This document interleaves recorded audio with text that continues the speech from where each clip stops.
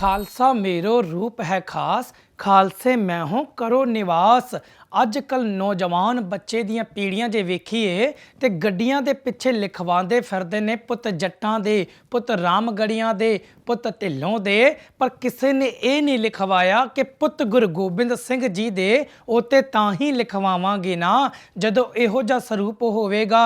ਕਿਸੇ ਦੇ ਸਰ ਤੇ ਪੱਗ ਹੈ ਤੇ ਮੂੰਹ ਤੇ ਡਾੜਾ ਨਹੀਂ, ਕਿਸੇ ਦੇ ਡਾੜਾ ਹੈ ਤੇ ਸਰ ਤੇ ਪੱਗ ਨਹੀਂ। याद रखना साध संगत जी, परमात्मा दे घर दी गल जे करिए ना तो मालक वाहिगुरू जी नूं किवें प्राप्त करना हुंदा है। कहंदे सतगुरु गुरु गोबिंद सिंह पातशाह जी ने एक वक्री कौम तैयार कर दी, खालसा पंथ स्थापना कर दी, खालसा पंथ सजा दिता। कहंदे अज सतगुरु जी ने सन 1699 विच आनंदपुर साहिब दे विच 80,000 संगतां दा इकट्ठ करके संगतां नूं एक होका मार कर कहा है कोई गुरु का बेटा जो सीस करे पेटा। कहते जिस वेले पहाड़ी राजियां नूं ये गल पता लगी कि गुरु गोबिंद सिंह पातशाह जी एक वक्री कौम तैयार कर रहे हैं, खालसे नूं तैयार कर रहे हैं, तो पहाड़ी राजे घोड़ ते सवार होके आनंदपुर साहब सतगुरु गुरु गोबिंद सिंह पातशाह जी कोल पहुँचे ने ते 3 सवाल कर दिते साध संगत जी।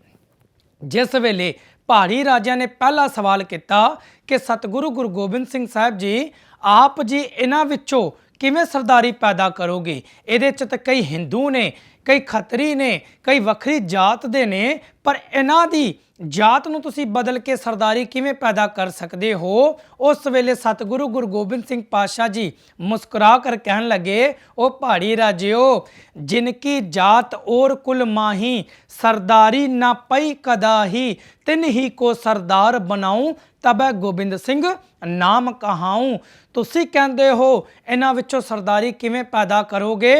वखरी कौम वखरा खालसा प्रगट करन जा रहे हैं जो हिंदुस्तान दे विच जिथे जुल्म होणगे, जिथे पाप होणगे, ये मेरे खालसे जिथे खड़े होणगे उत्थे जुल्म भी मिट जाएगा ते पाप दा नामो निशान खत्म हो जाएगा। ये खालसा पंथ ऐसा स्थापना करके जावांगे। दूजा सवाल कर दिता कि सतगुरु जी चलो मन लैने कि आप जी खालसा नूं तैयार कर दोगे, पर इन्हां ने कोल कुछ भी नहीं ने, ये डरपोक ने। इन्हां दा काम पता है की है, काम हमारा तोलन तकड़ी नंगी कदर कबू ना पकड़ी, चिड़ी उड़े डर से मर जाए दुश्मन से हम कैसे लड़ पाए। कहंदे इन्हां दी ते ओ हाल है कि चिड़िया उड़दी है ना तां भी ये डर जाउंदे ने, पर तुसी जो अमर दी दात पाओगे उहदे नाल ये शेर नहीं बन जाउणगे। सतगुरु जी कहन लगे, ओ पहाड़ी राजियो तेरा सिपाही एक 100 ना लड़ सकदा है, पर मेरे सिंगां दे सीस ते जदों अमर दी दात पावांगा ना ते याद रखना 1.25 लाख से एक लड़ाऊं तबै गोबिंद सिंह नाम कहाऊं, तबै गोबिंद सिंह नाम कहाऊं। कहंदे जदों तीजा सवाल करता ना पहाड़ी राजिया ने कि सतगुरु जी चलो मन लैने कि तुसी सरदारी प्रगट कर दोगे, अमर दी दात बना के शेर बना दोगे, पर इन्हां ने तुहानूं देना कुछ नहीं है क्योंकि इन्हां दे पल्ले कुछ नहीं है। पूरे दिन दी एक टाइम दी ये रोटी खाउंदे ने। मेरे सिपाहियां नूं मैं जो कवां, जो मैं हुक्म करा वो मनदे ने। सतगुरु जी कहन लगे कि पहाड़ी राजियो तुसी कहंदे हो इन्हां ने कुछ नहीं देना, पर याद रखना सतगुर आगे सीस भेट देओ। जे सतगुर साचे भावै मैं इन्हां दे अंदर जो दात पाण जा रहा ना, इन्हां सिंगां ने सतगुरु के चरणों च सीस भी भेंट करना है, बंद भी कटाउणा है, धन आरिया नाल भी चराउणा है, गुरद्वारियां लई कौम लई इस हिंदुस्तान लई अपने शरीर नूं भी त्याग देना है। इहो जी खालसा पंथ मैं साज रहा हाँ। साध संगत जी जिस वेले अमर दी दात देती सतगुरु जी ने, गुरु गोबिंद सिंह पातशाह जी ने, याद रखना सिखां दा अज महत्व की है, सिख क्यों प्रगट किए गए सतगुरु जी ने, ते सारे सिखां नूं हुक्म भी कर दिता। सब सिखन को हुक्म है गुरु मानियो ग्रंथ। अज सेवा प्रति जे देखिए देश विदेशों च देखिए खालसा एक वखरा पंथ दिखता है। अमृत कोई पाप नहीं है। हुण विसाखी का माहौल आ रहा है, अमृत है कि अमृत नूं लोकां ने डर पैदा कर दिता है। अज माता पिता अपने बच्चों नूं कह दिंदे ने अमृत ना छकी तेरे तो किते पाप हो जाएगा। ਪਰ ਨਾ ਸਾਧ ਸੰਗਤ ਜੀ, ਅੰਮ੍ਰਿਤ ਕੋਈ ਪਾਪ ਨਹੀਂ ਹੈ।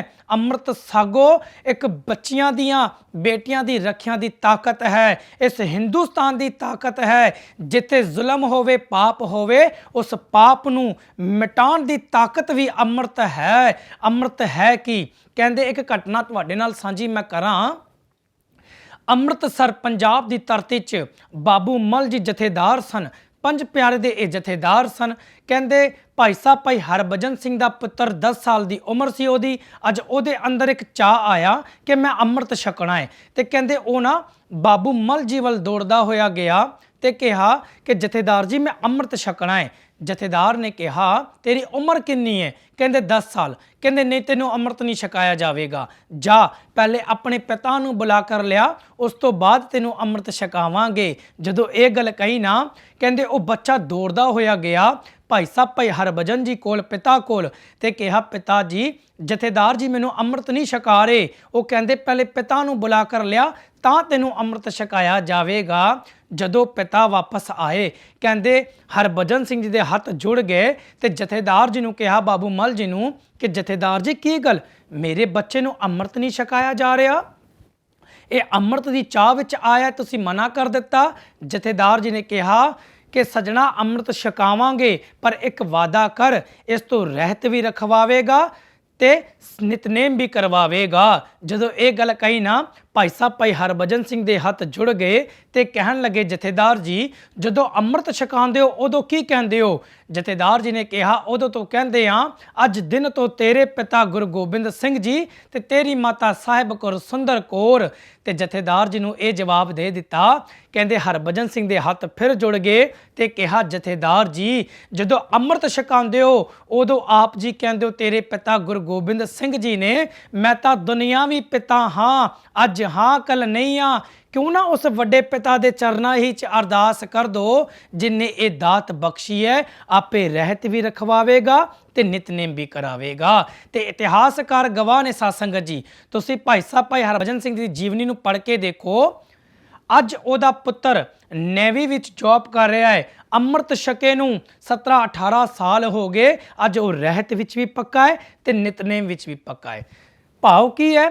ਮਾਲਕ ਵਾਹਿਗੁਰੂ ਸਤਿਗੁਰੂ ਕਿੱਥੇ ਮਿਲਦੇ ਨੇ, ਪ੍ਰਾਪਤ ਕਿੱਥੇ ਹੁੰਦੇ ਨੇ?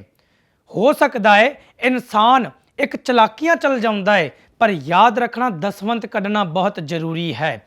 ਜੇ ਮਾਲਕ ਵਾਹਿਗੁਰੂ ਨੇ ਸਾਡੇ ਤੋਂ ਹੱਕ ਨਾਲ ਦਸਵੰਤ ਮੰਗਿਆ ਹੈ ਨਾ, ਤੇ ਦਸਵੰਤ ਕੀ ਹੈ? ਪਿਤਾ ਦਾ ਪਿਆਰ ਕੀ ਹੈ? ਅੰਮ੍ਰਿਤ ਨਾਲ ਜੁੜਿਆ ਨਾ, ਤੇ ਪਿਤਾ ਦਾ ਪਿਆਰ ਕੀ ਹੈ? ਅੱਜ ਕੱਲ੍ਹ ਦੇ ਨਾ ਨੌਜਵਾਨ ਬੱਚੇ ਮਾਤਾ ਪਿਤਾ ਦੀ ਕਦਰ ਨਹੀਂ ਕਰ ਰਹੇ।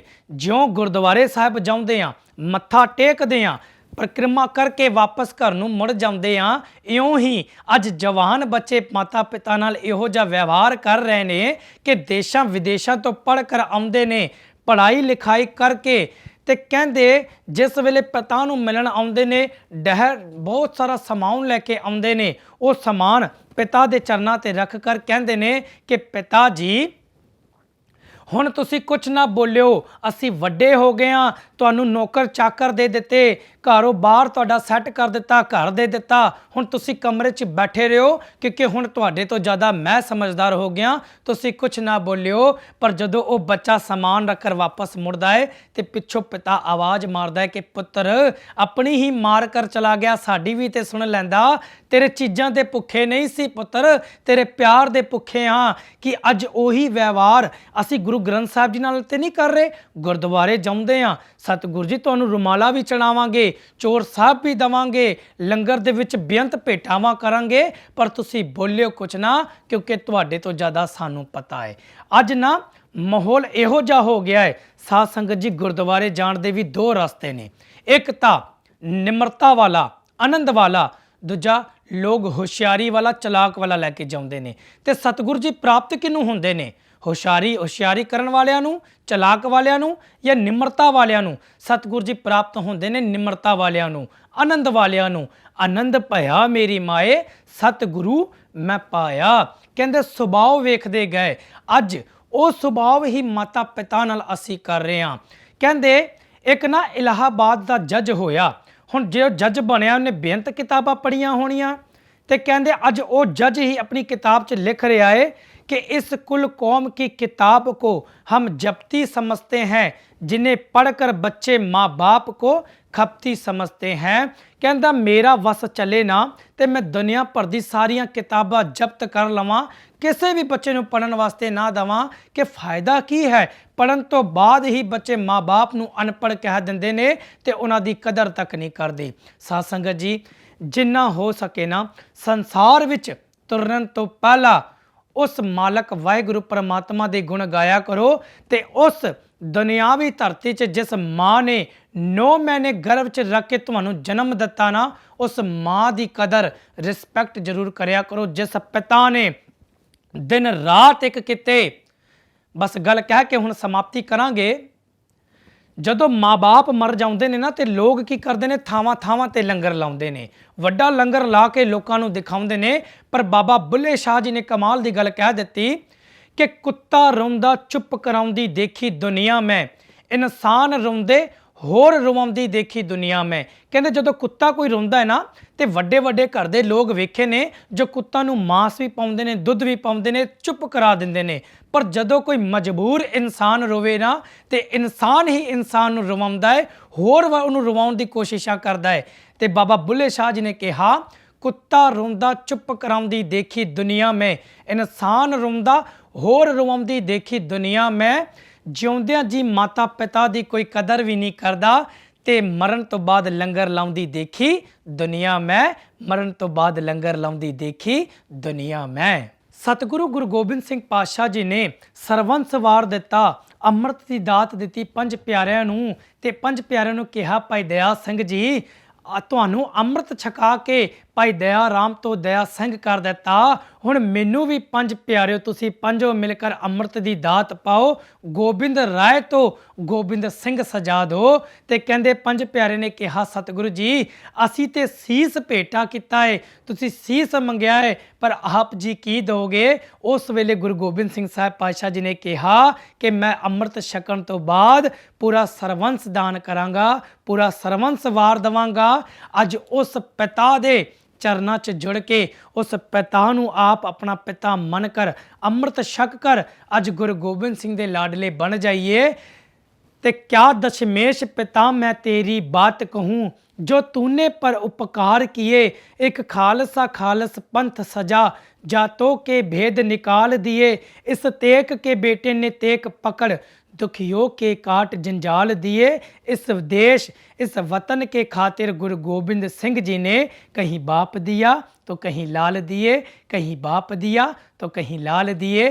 जदों सिंघां ने पैरी कुट के फड़ लिया कि सतगुरु जी तुसी शहनशाह हो, उस वेले गुरु गोबिंद सिंह साहब पातशाह जी ने कहा ना मेरे ਸਿੰਘੋ मैनू शहनशाह ना कहो, ਢਹਿੰਦੇ देश ਦਾ ਜਦੋਂ कोई सहारा ना सी, उदों देश तो पिता वारिया मैं, चार पुत्र दिते सन परमात्मा ने मेरी झोली, वो भी जोड़ा जोड़ा करके वारिया मैं। माँ गुजरी विच सरहंद गुजरी, जिवें गुजरिया समा गुजारिया मैं, मैनू ना शहनशाह कहो मेरे ਸਿੰਘੋ, इस देश का कर्जा उतारिया है मैं, इस देश का कर्जा उतारिया है मैं।